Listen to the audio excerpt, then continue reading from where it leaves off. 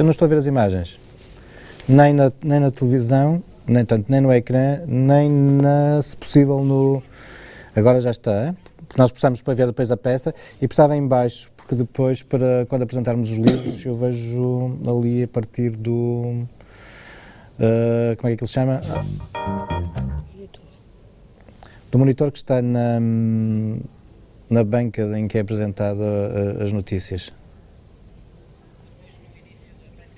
Pões? Ok, é por causa daquela história dos livros, é por ali que eu controlo direitinho, está bem? Ok, pronto, por mim, podemos começar? Tá? Ok.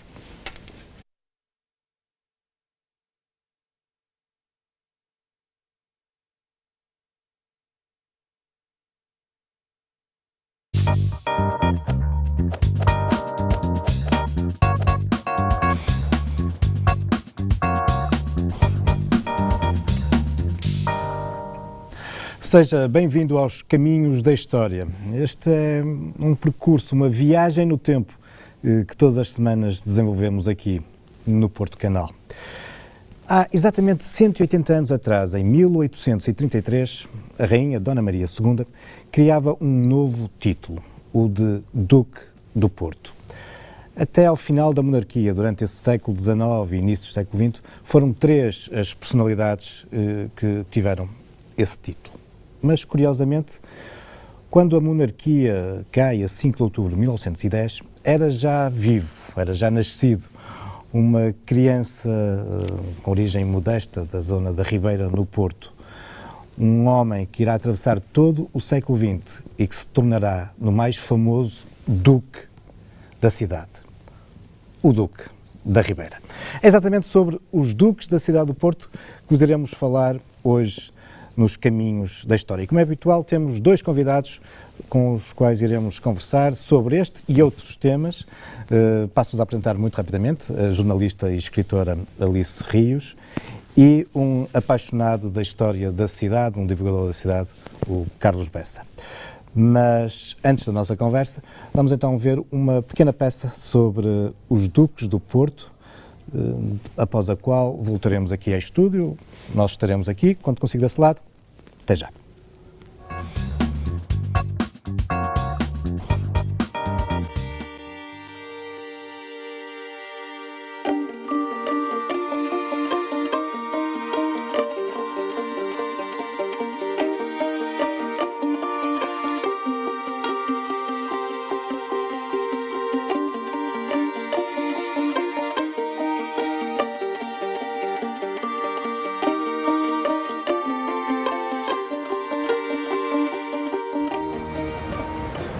Em 1887 era desativada a Ponte Pêncil, uma ponte que havia sido construída mais ou menos no mesmo local, ou muito próximo, onde durante séculos se desenvolveu uma outra importante estrutura que permitia a ligação entre as duas margens do Douro, a Ponte das Barcas. Esta Ponte Pêncil, da que nos restam estes pilares do lado do Porto, durou apenas algumas décadas. Na segunda metade do século XIX, tornava-se evidente que essa ponte era insuficiente para assegurar o intenso tráfego, cada vez mais pesado e agora também mecânico, que ligava Vila Nova de Gaia ao Porto. E por isso, no ano seguinte, em 1888, entrava definitivamente em funcionamento uma nova ponte. E digo definitivamente porque é em 1888 que é inaugurado o tabuleiro inferior da ponte Dom Luís. 2 anos antes, já o tabuleiro superior tinha sido inaugurado. E por isso, 1888 marca a definitiva inauguração desta ponte, que é hoje um dos ex-libris da cidade. Faz parte do conjunto do património classificado pela Unesco como Património Cultural da Humanidade. A Ponte Dom Luís. Mas é Ponte Dom Luís ou Ponte Luís I? Esta é uma das curiosidades em torno do Porto. O nome oficial, aquele que nós podemos observar nas inscrições, é Ponte Luís I, apesar das pessoas a designarem por Ponte Dom Luís. Existe uma versão, em boa verdade, lendária, que diz que a ponte oficialmente foi designada como Ponte Luís I, isto é, sem esse dão, por despeito da cidade em relação ao rei.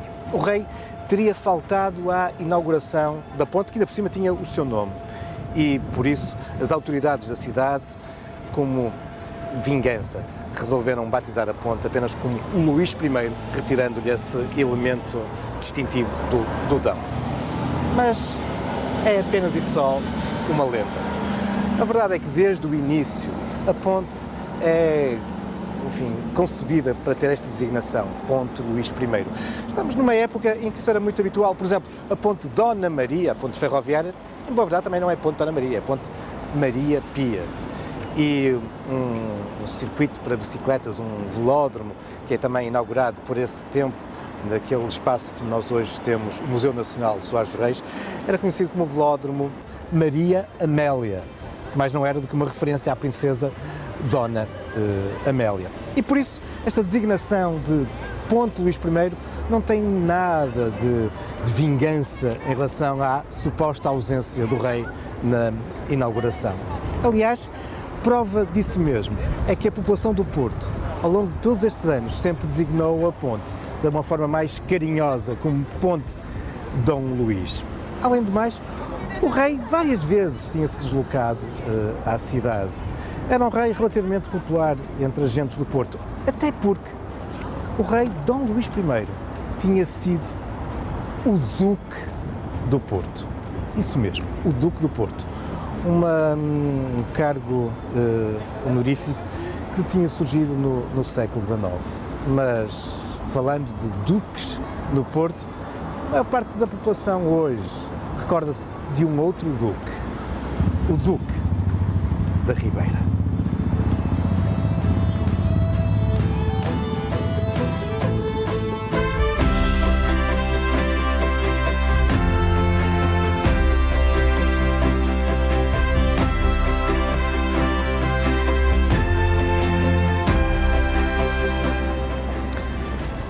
É verdade, um Duque da Ribeira. Este que é um dos espaços hoje mais turísticos da cidade e que durante décadas, durante séculos, foi um dos espaços mais populares do Porto. Um local de bulício mercantil, ribeirinho, um espaço castiço, muito popular. E, no entanto, no século XX, teve um Duque. Como é que é possível? Ainda por cima, tratando-se de uma figura de origens humildes, um barqueiro aqui da Ribeira. Afinal, a origem deste Duque é muito curiosa. É que, nascido em 1902, o Duque é batizado como Diocleciano Monteiro. Diocleciano, um nome difícil de pronunciar até para a sua mãe, que desde muito novo o vai chamar por Duque.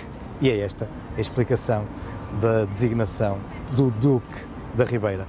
Um homem que irá percorrer todo o século XX. Ele morre em 1996, com 94 anos de idade.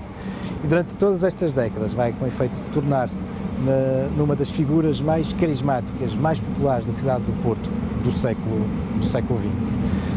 Um barqueiro que conhecia como ninguém os segredos das águas do Douro aqui no seu estuário.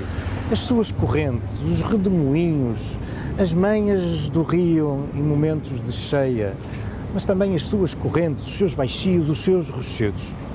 Mas o Duque é também um exímio nadador. Com apenas 11 anos de idade, ele irá salvar das águas do Douro um homem que se encontrava a afogar. E este é o primeiro de uma extensa lista de salvamentos que o Duque irá protagonizar durante todos estes anos. E tal vai-lhe conferir, de facto, uma grande celebridade. Os seus feitos ao tirar-se às águas e resgatar com vida muitas das pessoas que se encontram em dificuldades no Douro. Mas irá ser também famoso por resgatar, não com vida, mas resgatar os corpos de muita gente que se tinha afogado no Douro, por exemplo, de suicidas, e que as águas arrastam, e depois os familiares, os amigos, pedem ao Duque que as encontre porque, como há pouco dizia, como ninguém, ele conhecia os segredos do rio e para onde o rio levava esses corpos. O Duque vai ser objeto de grandes homenagens já no final da sua vida. É, como dizia, uma figura das mais populares da cidade do Porto no século XX. No seu livro de honra que ele guardava com muito carinho aqui na sua Casa da Ribeira, ele tem, enfim, o registro de imensas personalidades do país, incluindo presidentes da República e até da Rainha de Inglaterra, a quando da sua visita à cidade do Porto.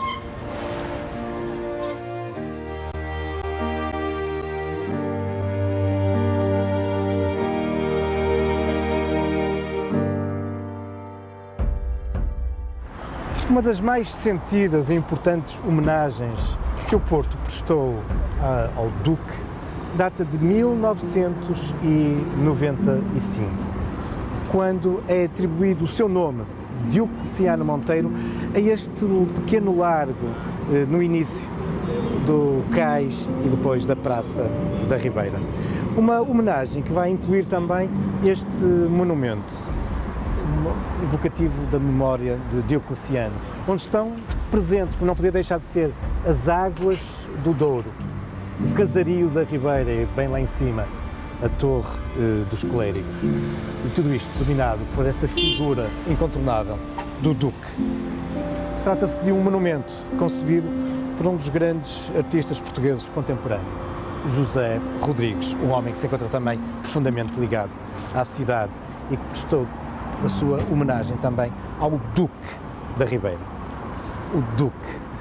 É curioso esta designação aristocrática para um homem de raiz bem popular. E não deixa de ser curioso, até porque a cidade do Porto sempre foi avessa às aristocracias. A esse propósito, convido-vos para me acompanharem até à Rua dos Mercadores.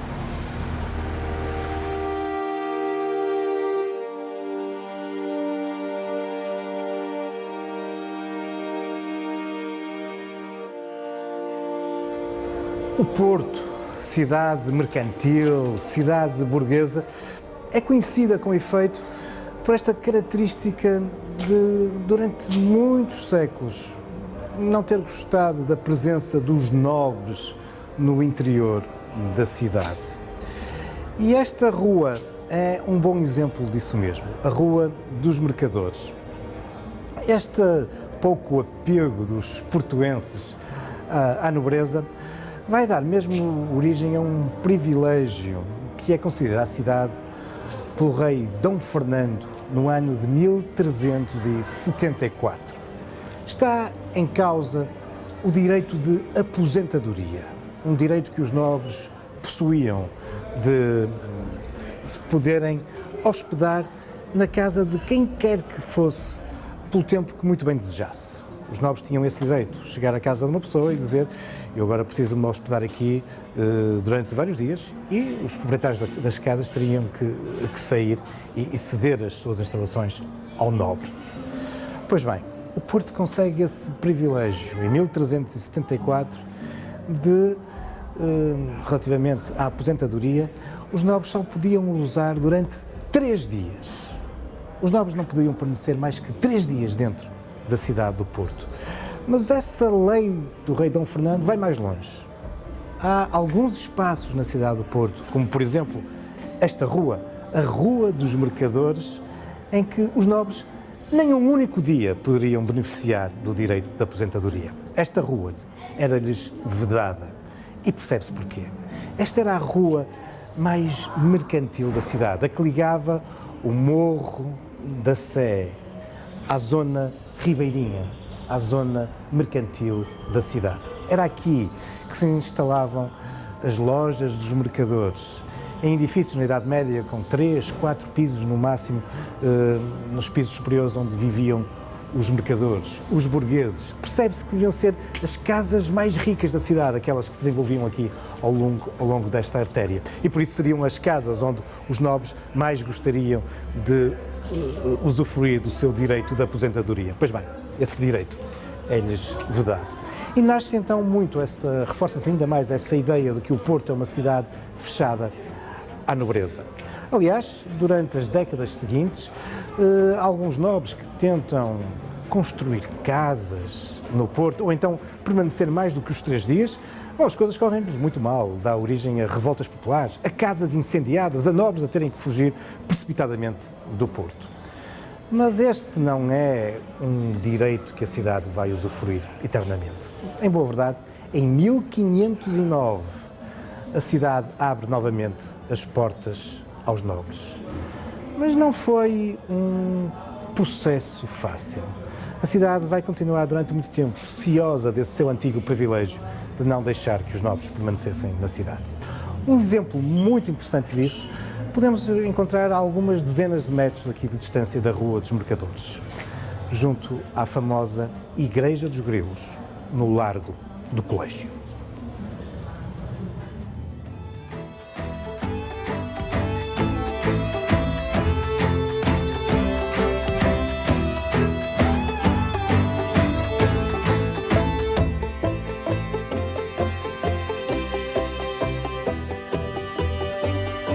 Esta é uma das igrejas mais conhecidas da cidade do Porto. Uma igreja com uma designação muito curiosa, a Igreja dos Grilos. Tal resulta do facto de, em 1780, aqui se terem instalado os frades agostinhos descalços, que eram popularmente conhecidos como os Padres Grilos. Isto porque a sede em Portugal da sua ordem localizava-se na Calçada dos Grilos, em Lisboa, e daí os Padres Grilos. Mas esta fixação dos agostinhos aqui na igreja de São Lourenço, era esta a designação oficial da igreja, resulta do facto dos primeiros habitantes desta igreja e do convento, os jesuítas, terem sido expulsos do nosso país na sequência da medida tomada pelo Marquês de Pombal em 1759. E é por isso que depois aqui se instalam os frades agostinhos descalços. Com efeito, na sua origem, esta é uma igreja dos jesuítas, inaugurada em 1577, mas não foi nada fácil aos jesuítas instalarem-se aqui na cidade, porque, ao contrário do que era habitual, a chegada desta ordem à cidade não foi apoiada pelos habitantes do burgo, nem pela Câmara Municipal. Ao contrário, sim, porque era corrente, quando uma ordem aqui queria instalar-se, construir um convento, um mosteiro, havia muita gente que doava dinheiro a essa ordem. A Câmara Municipal, não raras vezes, cedia gratuitamente os terrenos para a construção desse novo mosteiro. Mas isso não aconteceu aqui com os jesuítas. Foi necessário que o bispo abdicasse das suas hortas que se desenvolviam neste local para existir um espaço disponível para a construção desse convento. Foi necessário um grande mecenas, Dom Luís Tavares e Távora, o Balio de Lessa do Balio, que vai contribuir com uma soma muito considerável para que esta igreja fosse construída. Mas porquê então esta aversão dos portuenses à fixação dos jesuítas? Tem tudo a ver, afinal, com a designação do largo que fica fronteira à igreja. O Largo do Colégio. Sim, porque uma das missões centrais dos jesuítas nos locais onde se instalavam era edificarem colégios. É verdade que a lei que proibia a permanência dos nobres na cidade de Porto tinha terminado já em 1509, mas nesse século XVI ainda estava muito viva esse antigo privilégio da cidade. E é por isso que os portuenses não querem que os jesuítas aqui se instalem. É porque, como está bom de ver, quem iria frequentar o colégio dos jesuítas seriam, obviamente, os filhos dos nobres. E a cidade não queria a presença dos nobres dentro das suas muralhas. E por isso, esta resistência à edificação do colégio. Curiosamente, com o passar dos anos, seria depois a Câmara Municipal a ter um papel importante no apoio a esse colégio, pagando a muitos dos professores. Mas esse velho princípio, esse fechamento da cidade à presença da nobreza, tem aqui nesta igreja mais um dos seus casos paradigmáticos. O que não evitou, como vimos no início do programa, que no século XIX o Porto viesse a ter o seu Duque do Porto.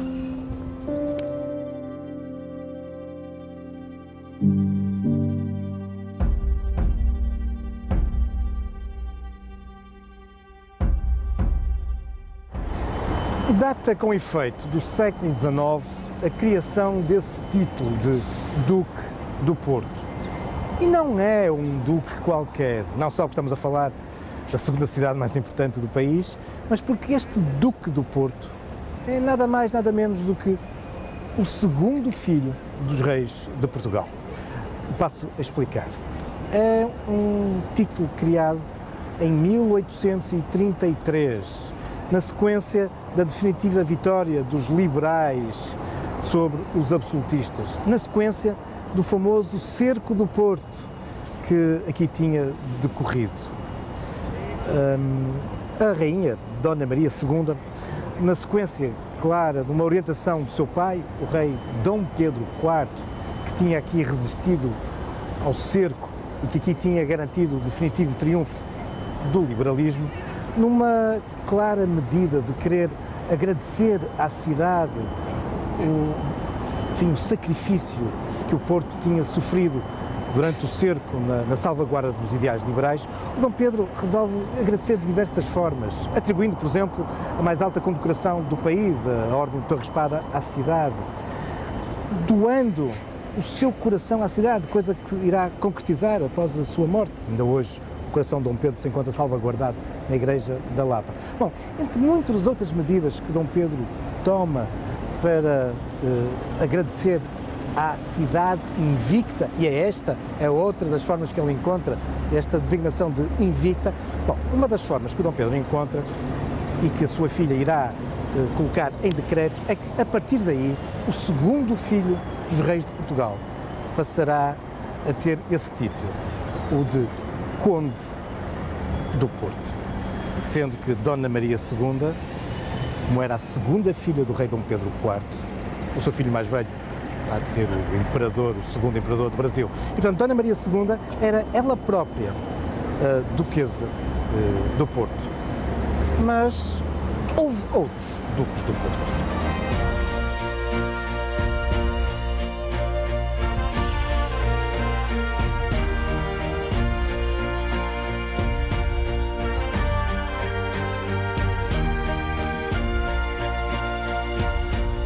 Com efeito, iríamos ter, além de Dona Maria II, dois outros duques do Porto, até ao fim da monarquia, em 1910. O segundo duque do Porto foi o segundo filho de Dona Maria, o príncipe Luís, que, curiosamente, acabaria também por ser rei, isto porque o seu irmão mais velho seria coroado como o rei Dom Pedro V, mas morre pouco depois, ainda muito jovem e sem descendência, e é por isso Luís I, o duque do Porto, que se lhe sucede. O último dos duques do Porto é o segundo filho de Dom Luís. O primeiro há de ser o rei Dom Carlos. E o seu irmão seguinte é, então, o Duque do Porto. É uma personagem que irá desempenhar um papel algo esquecido, mas importante, no final da monarquia. Este segundo filho de Dom Luís é, entre outras coisas, além de Duque do Porto, é o último vice-rei da Índia. De resto, ele cumpre o seu serviço militar nessas colónias portuguesas na Ásia. E vai ser também ele que ficará conhecido como um grande divulgador dos automóveis no nosso país. Organiza as primeiras corridas de automóveis e era conhecido popularmente como o Arreda. Isto porque conduzia a grande velocidade o seu automóvel, sem buzina, pelas ruas de Lisboa, gritando a alta voz, arreda, arreda, às pessoas que cruzavam à frente do seu carro. Mas este último Duque do Porto, este último vice-rei da Índia, vai ter também uma particularidade muito interessante. É que ele é também o último herdeiro da coroa de Portugal. Com efeito, após o assassinato do rei Dom Carlos e do príncipe herdeiro, sobe ao trono o seu sobrinho, Dom Manuel II, que não tem ainda descendência. E por isso, quando Dom Manuel II é coroado, se lhe acontecesse alguma coisa, quem herdava a coroa de Portugal, o herdeiro da coroa de Portugal, é exatamente o seu tio, o Duque do Porto. Um homem que tem um nome muito curioso. Entre outras coisas, chama-se Maria Luís Pedro de Alcântara Carlos Humberto Amadeu Fernando António Miguel Rafael Gabriel Gonzaga Xavier Francisco de Assis João Augusto Júlio Valfando Inácio de Saxe Coburgo Gota e Bragança. Mas o mais curioso são os seus 2 primeiros nomes. Afinal, o último Duque do Porto, o último vice-rei, o último herdeiro da coroa de Portugal, chamava-se Afonso Henriques. Curioso, mas é também destas curiosidades que é feita a nossa história. Está na base, afinal, de tantos outros factos, tantas outras lendas, tantos outros caminhos da história.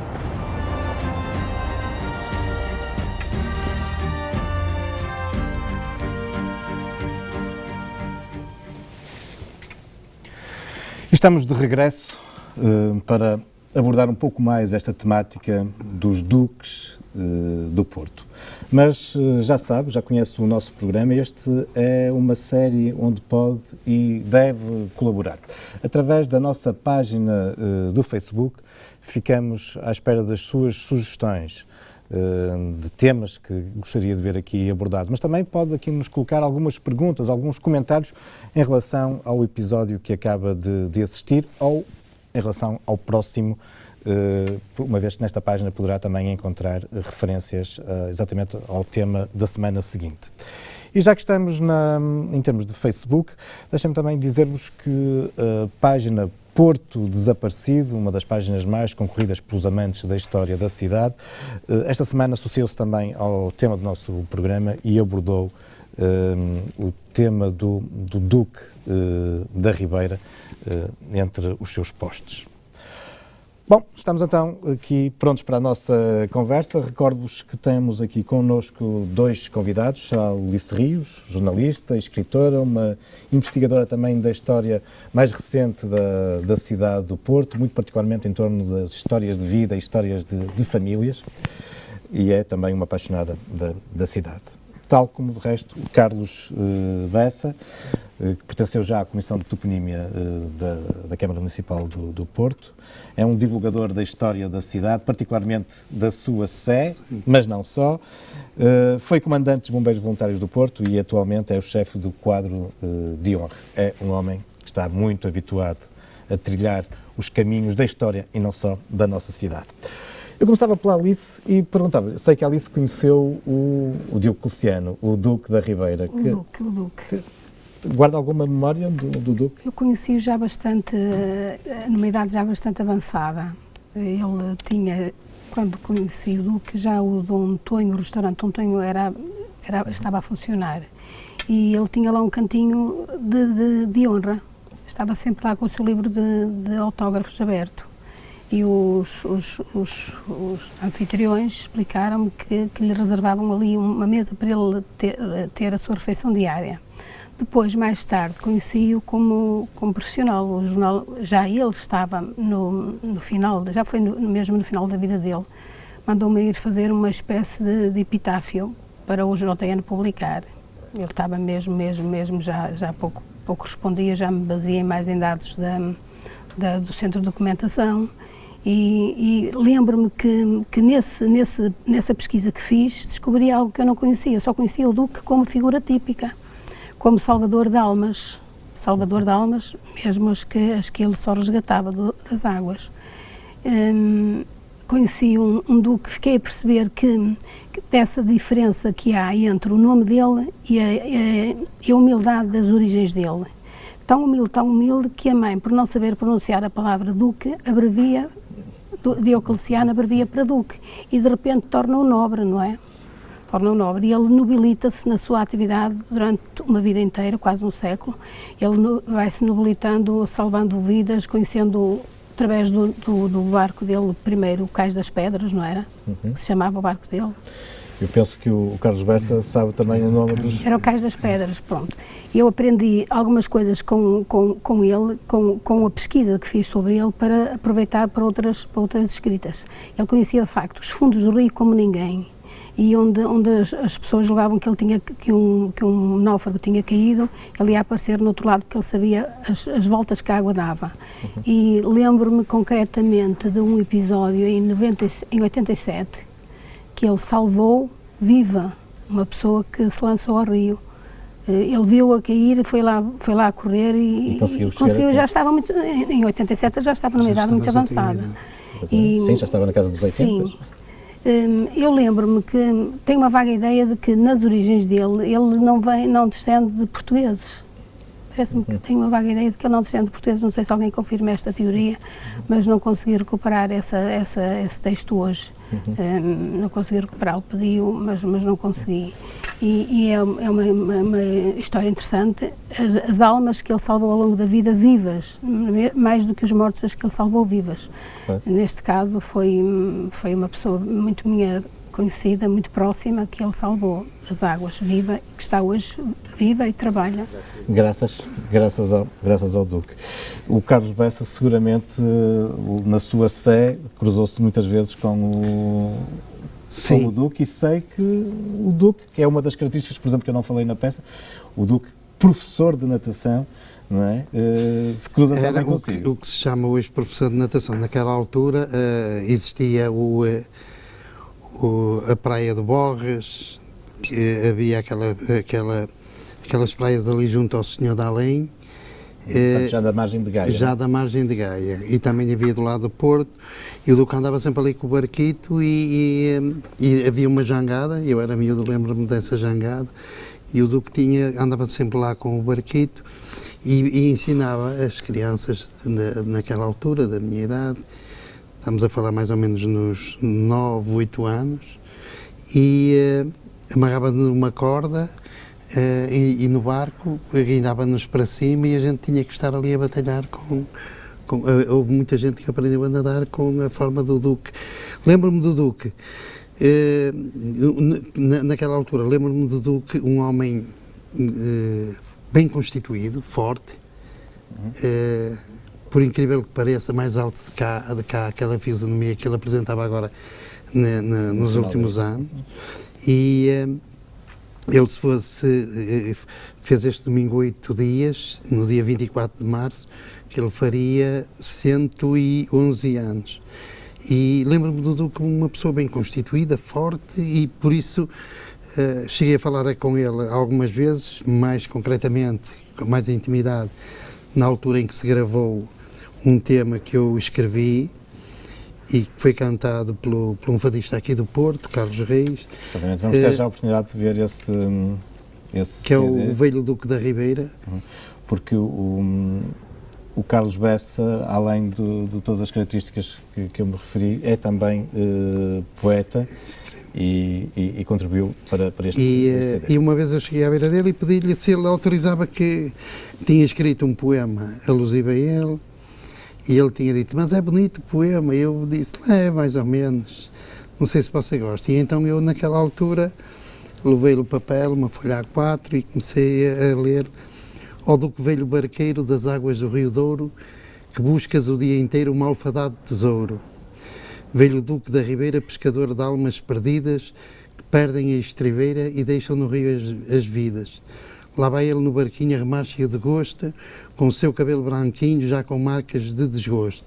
Se um dia a morte chegar e levá-lo para a sua beira, as gaivotas irão chorar pelo Duque da Ribeira. E ele gostou tanto daquilo, achou uma ternura tão grande àquilo que eu escrevi, ficou todo contente. Pronto, depois começou-me a visitar mais vezes à Sé, ia até comigo, contava-me histórias, às vezes lamentava-se, que isto também é um facto que é verdadeiro, e é lamentável a dizer isto, mas isto toca a todos, que é, normalmente nos centros históricos, principalmente aqui no Porto, quando há uma pessoa que começa-se a distinguir até pelos atos que faz, que era o caso do Duque, normalmente há alguns com inveja e com ciúmes, entre aspas, nunca o tratavam muito bem, e ele lamentava muito isso. Meia dúzia de indivíduos que havia na Ribeira, que, pronto, estavam sempre a pegar com ele. Mas o que é certo é que... Carlos Bessa, na sua atividade como bombeiro, sei também que se cruzou algumas vezes... Sim, uma delas... Na atividade profissional, digamos. Já de quantas e quantas vezes, pronto, como é normal, quando alguém se suicida e cai ao rio, ligam para os bombeiros e vêm os bombeiros com os botes, e uma dessas vezes em que eu cruzei com ele, já tinha escrito o poema e já tinha sido gravado o poema. E dá-me a curiosidade porque quem assistiu naquela altura foi um domingo à noite, foi o presidente da direção dos bombeiros, ao passar na ponte de Dom Luís, ainda passava lá os carros, vi um senhor assim debruçado na ponte, já a gritar que se ia atirar. E então os automobilistas saíram todos fora das suas viaturas e começaram a falar com o homem para não fazer isso, que iria perder a vida. Há um senhor que vai a correr para ele e o senhor atira-se mesmo. Portanto, o nosso presidente dos bombeiros assistiu àquilo e imediatamente liga para o quartel e mobilizou logo uma data de bombeiros para irem lá para baixo, para a Ribeira. Estivemos lá de noite, andámos lá 2, 3 dias e eu cruzo-me durante o dia com o Duque. Portanto, sem conseguirem resgatar o corpo. Sem resgatar o corpo. E disse ao Duque, disse-lhe a ele, ao Duque, você sabe onde é que está o corpo, não sabe? E ele deu um sorriso, passado um tempo disse-me ele assim, quando eles forem embora eu vou lá buscá-lo. E eu disse, e você ao depois diz-me quando é, diz ele, lá para quarta, quinta-feira vem aqui às 2 horas que eu levo-te. E então assim foi. E eu fiquei impressionado e disse, este homem conhece mesmo o rio como quem conhece as mãos. Ele teve-me a dizer que na parte de Gaia, que existiam os tais gavetões, que eu nem sabia o que era gavetões, que é a profundidade debaixo da margem de Gaia, tem ali umas partes que são tipo gavetão e os corpos com a corrente, eles enfiavam-se todos para ali e depois debaixo da margem, ficavam ali debaixo e ficavam ali uns dias. E então eu fui com ele e fiquei surpreendido quando ele largou as fateixas, que eram uns anzóis grandes com um esporão, e lançou as fateixas e quando o barco vai assim a descer um bocadinho e depois aquilo empancou ele, pronto, já está aqui. Pronto, é quando eu com outra pessoa que eu já não me lembro quem é, também da Ribeira, começámos a puxar e estava lá o corpo. Uma das coisas que ele me tinha contado, que foi quando a vinda da rainha Dona Isabel II, quando veio cá, que também esteve aqui um submarino, e ele descreveu a parte dos gavetões de uma forma tal que depois foram ver e viram que tudo aquilo que ele falava sobre as margens do Rio Douro, que estavam submersas, que correspondia à verdade daquilo que ele conhecia. De uma forma exata, com uma exatidão enorme, da forma como ele descrevia essa parte dos gavetões, que foi qualquer coisa fora do comum. É de facto um conhecedor dos segredos do Rio, o Duque. Mas para lá deste Duque popular... que foi um menino do Rio. Que foi um menino do Rio, exatamente, diz Alice Rios. Mas Alice, para lá deste Duque popular, e apesar de uma certa, como vimos na peça, enfim, pouco gosto ou até alguma animosidade que a cidade sempre teve com os nobres, a verdade é que nós temos na cidade uma série de famílias, e a Alice tem-nas estudados, uma série de famílias que acabam por ter um papel importante, já mais recentemente, famílias de origem aristocrática, de origem nobre. Sim, muitos. Quer dar alguns exemplos? Os duques do Porto, os verdadeiros duques, foram os grandes e os últimos a quem o Porto prestou homenagem. Rendeu homenagem, certamente. Eles vieram visitar o Palácio Carlos Alberto, foram das últimas vezes que eles estiveram cá no Porto, os dois duques do Porto. Mas os primeiros, primeiro e o segundo duque do Porto. O Dom Luís, sim, depois e a sua mãe, a Rainha Dona Maria, que também foi duquesa, usou esse título, não foi? E posteriormente acabaram os duques, não é? O ducado do Porto foi muito curto. Claro. Termina em 1910, com este Afonso Henriques, que é para o que eu referi. Que acaba como começa a monarquia portuguesa. Pronto, então nós ficámos com muitos nobres da década anterior, que ficaram para a cidade para sempre. Famílias nobres e outras menos nobres, que são nobres noutro sentido, que se nobilitaram ao longo da história. Falámos, por exemplo, dos Pestanas, que são uma nobreza, podemos considerar uma nobreza toga, a família dos Pestanas. Podemos falar de uma família nobre mesmo, como a do Azeredo, que traz na sua linhagem a nobreza desde o início da fundação da nacionalidade. Podemos falar ainda dos Pinheiro Torres, também é outra família que se pode considerar uma nobreza de toga. Mas podemos falar de outra nobreza que não tem nada de nobre propriamente dito, mas que se nobilita de uma maneira muito... E essa a Alice também tem estudado, isto é, gente que se torna, digamos, quase que uma aristocracia comercial, industrial e até política. Mas que são mesmo aristocratas comerciais, artistas mesmo, como por exemplo a família, deixa-me ver se me lembro de um caso paradigmático, a família de Honório de Lima. Os Honórios de Lima. Os Honórios de Lima não tinham nada de nobre, começaram por ser humildes. O Honório de Lima era um humilde brasileiro, torna-viagem, e instalou-se cá e tornou-se um mecenas que está ligado à maior expressão da cultura da cidade do Porto. Ele fundamentou a vinda de turnés, que fez com que a cidade estivesse no mapa internacional dos espetáculos de ópera, que o Porto rivalizasse com Lisboa no teatro lírico, por exemplo, no canto lírico, no teatro propriamente dito. O Teatro São João foi pertença da família em consequência disso. Ele pagava aos artistas plásticos para produzirem as suas obras, para eles não... Porque ninguém enche a barriga com obras de arte, no nosso tempo, naquele muito menos. E é curioso, acaba por ser também um mecenas, um pouco à semelhança dos antigos nobres, não é? Sim, mas mecenas mesmo, porque ele financiava as obras, encomendava ele as obras aos artistas e ficava com elas, para que eles não ficassem tristes de ninguém lhes comprar as suas obras. E que desfolhando os seus livros, e já iremos falar sobre ele, de facto há aqui uma série de nomes que nós, pelo menos as pessoas do Porto, estão habituadas a ouvir falar, além do Honórios de Lima, os Bragas da Cruz, os Magalhães Bastos, os Melos, os Losas, os Lelo. Os Lelo. Há de facto aqui uma série de famílias, umas que não têm origem nobre, mas que se tornaram seguramente os Rezende, os Sousa Fontes, os Tavares, que se tornaram famílias aristocráticas da cidade. Uma dessas famílias que eu poderia destacar era, por exemplo, os que viveram no Palácio, da família deixa-me ver,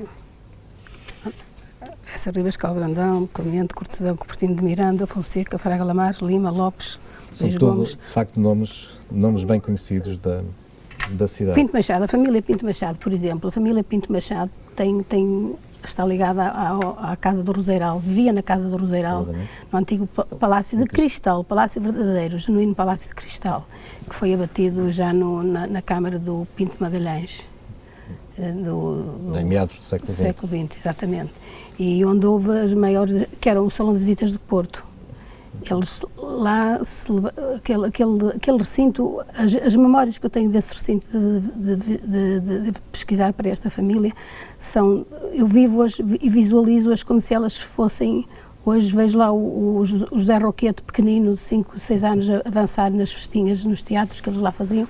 Aquilo era um salão de festas por excelência e isso foi obra daquela família, Pinto Machado.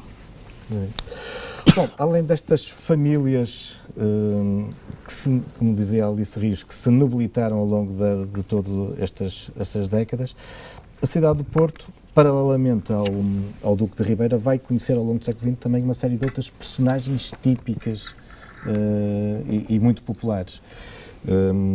O Carlos Bessa quer-nos aqui evocar alguma delas? Houve uma que celebrizou na própria cidade. Ela saiu dos muros da Sé e espalhou-se pela cidade, que era o Carlinhos da Sé. E a esse propósito, eu sei que o Carlos trouxe uma fotografia que eu pedi ao realizador para colocar, que está no ar, o Carlinhos da Sé, o famoso Carlinhos da Sé, que andava de avental pela cidade e andava a vender lingerie e também com 80 e tal anos, com a particularidade daquele cabelo grande que ele tinha, nenhuma branca no cabelo ele tinha uma vaidade. Eu cheguei a conhecê-lo, tive a feliz sorte de conhecê-lo. Também foi uma das figuras que andava pela cidade a vender essa roupa miudeza. E pronto, e como elas, muitas, tenho aqui no meu livro, algumas que acabaram por desaparecer, como o cauteleiro, como o homem também andava pela cidade, o homem que vendia os pentes, essas coisas todas, e uma série de... Era pessoas que, por onde passava pela cidade, toda a gente gostava de falar com ele. E pronto, que desapareceram, não é? O Carlos Bessa está muito ligado à história, é um grande divulgador do património também do Morro da Sé. O Carlos Bessa possuía uma barbearia numa das ruas mais históricas da cidade, que é a Rua da Banharia, que eu me recordo que era muito frequentada por grandes estudiosos da história da cidade, o Hélder Pacheco, o Germano Silva, eu próprio, na década de 90, ainda jovem arqueólogo, que escavava lá no Centro Histórico. Foi nessa altura que conheci o Carlos Bessa, que tem uma coleção fabulosa de fotografias. Carlos, de onde é que lhe vem esta sua paixão pela história da cidade? Sei lá, acho que foi por gostar tanto da cidade e gostar tanto do local onde nasci e depois, quase como uma peregrinação, liguei-me ao grupo de apoio ao bairro da Sé, onde era o líder, o padre Leonélio José Campos, e comecei aqueles anos todos a sentir ainda mais os problemas que passava o centro histórico, que não era só aquele postal ilustrado. Cheguei-me a cruzar várias vezes com a Alice, lá no JN, a falar sobre a Sé, e que não era só aquele postal ilustrado, que havia todo um drama social dentro daquelas 4 paredes. De cada família que vivia lá. E daí o seu envolvimento em várias causas sociais, em várias instituições ligadas a Sé? Só encontro paralelo nas fotografias do Marco. O Marco, o meu colega do JN, tem álbuns que descrevem o Sé social, urbanística e social, a Sé na sua pobreza e na sua riqueza humana, mas na sua pobreza urbana. E aquelas ruas estreitinhas que dava para nós chegarmos com um braço à janela da frente, escavadas, obras abandonadas muito meses sem conta, e as pessoas a viverem lá dentro, nas ruínas, nos escombros. Durante a recuperação do centro histórico foi assim. E há ainda muito para fazer em torno de recuperação, da reabilitação mas esse património das fotografias do Marco eu não podia aqui esquecer, de facto. Marco trabalhou connosco no Grupo Sé durante muitos anos, também foi um dos nossos colaboradores. Ele ficava ali horas, ficava horas quieto à espera que alguém ou que uma nuvem passasse em determinado sítio. Não, há de facto diversos espólios fotográficos muito interessantes e que importa serem divulgados. Entretanto, o nosso tempo vai correndo cele e chegamos ao momento em que eu peço aos convidados para me fazerem algumas sugestões de leituras para as pessoas que estão aí desse lado, que quiserem aprofundar alguns temas. Começamos pela Alice. Eu começo por um tema estrangeiro, por um tema lá de fora, para acabar no Porto. Aniprul, Contos, Terreno Vedado, histórias do A. Elming, que são de uma descrição fabulosa, que eu recomendo vivamente. É a autora dos Crimes do Acordeão e do Brokeback. Como é habitual, todas estas sugestões poderá encontrá-las na página do Facebook dos Caminhos da História. Um livro de Miguel Veiga, que não é o último, mas que se fala da razão do sentimento de pertença do Porto, é muito a propósito. Tem muito a ver com a identidade da cidade. Sim, e é dele. E a Sibila... Claro, outra obra emblemática. Recomendo a Sibila para que releiam a Sibila, porque a Agostina Bessa Luís ainda está entre nós. É, de facto, uma obra de referência da literatura portuguesa. Não sei como é que era possível uma pessoa tão jovem e com tão jovem e tão pouco background ter escrito essa obra. E temos aqui...